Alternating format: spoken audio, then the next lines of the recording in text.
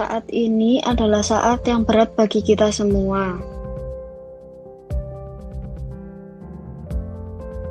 Pandemi COVID-19 melanda seluruh dunia dan menimbulkan berbagai masalah.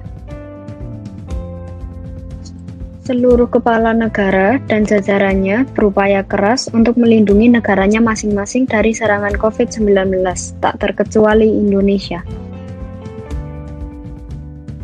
Pemerintah Indonesia membuat kebijakan-kebijakan yang bertujuan untuk mengurangi penyebaran COVID-19, seperti adanya prokes dan WFH. Prokes 5M terdiri dari memakai masker, mencuci tangan, menjaga jarak, menghindari kerumunan, dan mengurangi mobilitas. Sedangkan WFH diterapkan di seluruh instansi termasuk di dalam dunia pendidikan. Di dalam dunia pendidikan Indonesia, upaya yang dilakukan untuk mendukung kebijakan pemerintah untuk mencegah penyebaran COVID-19 adalah dengan perubahan metode pembelajaran yang semula tatap muka menjadi online atau daring. Dibutuhkan fleksibilitas dari guru, siswa, dan orang tua murid untuk mendukung keberhasilan proses pembelajaran ini.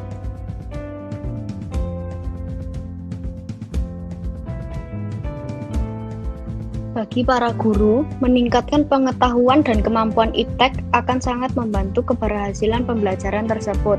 Pengetahuan tentang iptek yang berguna untuk mendesain pembelajaran yang menarik dan efektif, sehingga siswa bersemangat dan mudah untuk memahami materi yang disampaikan.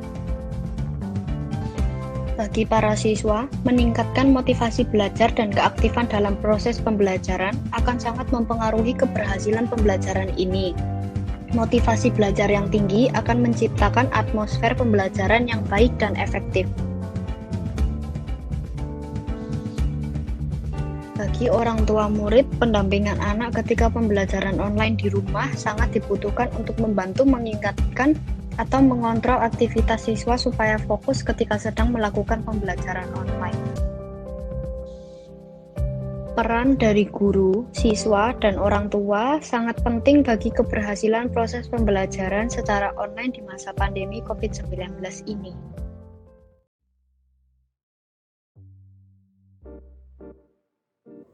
Pandemi COVID-19 mengubah pola kehidupan manusia secara drastis, tidak terkecuali di bidang pendidikan, yaitu dengan adanya kebijakan belajar di rumah. Kebijakan tersebut tentunya juga disertai strategi pemerintah untuk memberikan bantuan kuota internet untuk melakukan aktivitas secara daring.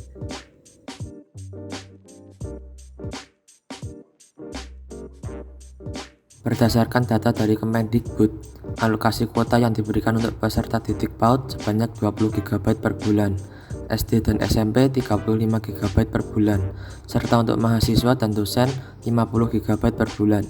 Seluruhnya mendapatkan kuota untuk pembelajaran.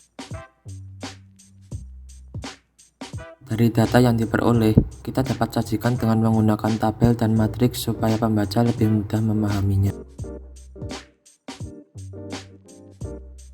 Tetapi dengan adanya virus corona ini, terdapat sisi positifnya, yaitu berkurangnya emisi gas buang dari transportasi. Salah satunya yaitu kendaraan bermotor. Emisi gas buang dapat berkurang karena di masa pandemi begini kita dianjurkan untuk mengurangi mobilitas. Salah satunya para pelajar melakukan pembelajaran dari rumah sehingga pelajar tidak memakai motor mereka ke sekolah yang dapat mengurangi emisi gas buang. Dalam studi proyek karbon global, dilaporkan emisi CO2 pada tahun 2020 turun sebesar 7%. Pada tahun di tengah pandemi berlangsung, emisi karbon terpangkas 2,4 miliar metrik ton, memecahkan rekor penurunan pada tahun sebelumnya, antara lain 0,9 miliar metrik ton pada akhir Perang Dunia Kedua atau 0,5 miliar metrik ton pada tahun 2009 ketika krisis keuangan melanda. Sungguh dampak luar biasa, baik untuk kehidupan manusia maupun lingkungan sekitar. Perubahan cara belajar juga memberikan manfaat bagi para pelajar. Melalui pembelajaran jarak jauh atau PJJ, para pelajar juga tentunya dituntut untuk menjadi lebih kreatif dalam penggunaan teknologi dan pemanfaatannya dalam pembelajaran. Khususnya di masa pandemi ini, kreativitas tersebut dapat diwujudkan dalam bentuk nyata. Contohnya yang sedang marak digunakan oleh para pelajar adalah aplikasi Canva. Canva adalah aplikasi software yang menyediakan berbagai template unik dan indah untuk membuat Instagram Story, YouTube thumbnail, brosur, hingga poster. Para pelajar dapat menggunakan kreativitasnya dalam membantu pemerintah meningkatkan kesadaran terhadap protokol kesehatan COVID-19 di masyarakat dengan membuat poster. Dengan begitu, masyarakat dapat memahami prokes apa saja yang harus ditaati dan dilakukan secara tepat. Nah, bagaimana sih cara membuat poster menggunakan aplikasi Canva? Berikut adalah langkah-langkahnya. Pertama, download aplikasi Canva pada Google Play Store ataupun Apple Store, atau juga bisa menggunakan Canva Web. Kedua, masuk atau registrasi akun menggunakan Google ataupun Facebook. Ketiga, pilih template poster sesuai yang diinginkan. Klik edit template untuk mulai menyesuaikan atau mengedit. Berikan sentuhan pribadi pada desain poster dengan membuat desain. Sesuaikan layout dengan memilih skema warna atau latar belakang baru, serta mencoba berbagai font dan kombinasi warna. Telusuri juga gambar, foto, ilustrasi, icon, dan stiker. Lalu coba juga berbagai filter, bingkai, dan kisi. Simpan desain poster dalam format PDF, JPG, maupun PNG. Dan inilah hasil posternya. Pada poster tersebut, ada 5 cara untuk menghentikan penyebaran virus COVID-19.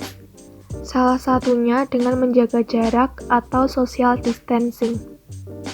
Jarak aman antar orang untuk social distancing adalah 2 meter. Misalnya, pada gambar radius di samping ini, diketahui pada titik 0,0 adalah orang A. Lalu, bagaimana cara untuk mengetahui jarak aman dari orang A? Misalnya, orang B berdiri pada titik 0,4. Untuk mengetahui aman atau tidaknya, hitung menggunakan rumus persamaan X kuadrat ditambah Y kuadrat sama dengan 2 kuadrat. Hasilnya adalah 16 lebih besar daripada 4, sehingga pada titik 0,4 merupakan jarak yang aman. Jadi kesimpulannya yaitu, jika hasil X kuadrat ditambah Y kuadrat lebih besar daripada 2 kuadrat atau suatu titik berada di luar radius, maka jarak tersebut aman. Selain lewat poster, kreativitas juga bisa diwujudnyatakan dengan cara unik nih. Lagu, musik ataupun lagu adalah sesuatu yang tanpa disadari mempengaruhi pikiran manusia karena kita mendengarkannya secara berulang kali. Ini cara yang efektif untuk meningkatkan kesadaran protokol kesehatan masyarakat.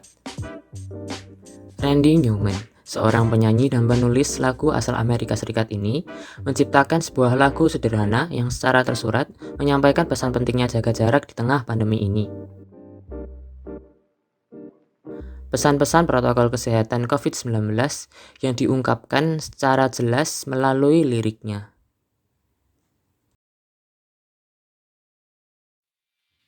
Tentunya kreativitas dalam diri pelajar tidak tumbuh begitu saja.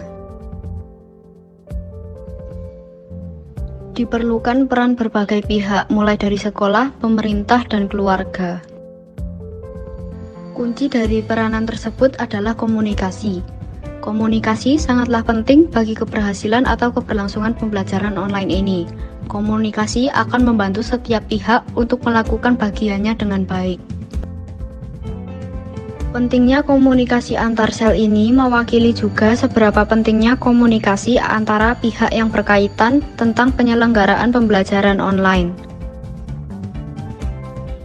Seperti halnya komunikasi yang terjadi di dalam tubuh kita, lebih spesifiknya adalah komunikasi antar sel. Jaringan komunikasi antar satu sel dengan yang lain menghasilkan suatu koordinasi untuk mengatur pertumbuhan, reproduksi, osmoregulasi, dan lain-lain. Hal ini bertujuan untuk saling mengisi fungsional yang saling berkaitan. Tahapan komunikasi melalui 6 tahap, yaitu sintetis, pelepasan hormon, transport ke organ target, pengenalan petunjuk, penerjemahan, dan respon. Marilah kita membangun sinergi yang baik untuk tercapainya pembelajaran yang bermutu di tengah masa pandemi COVID-19. Terima kasih sudah menonton.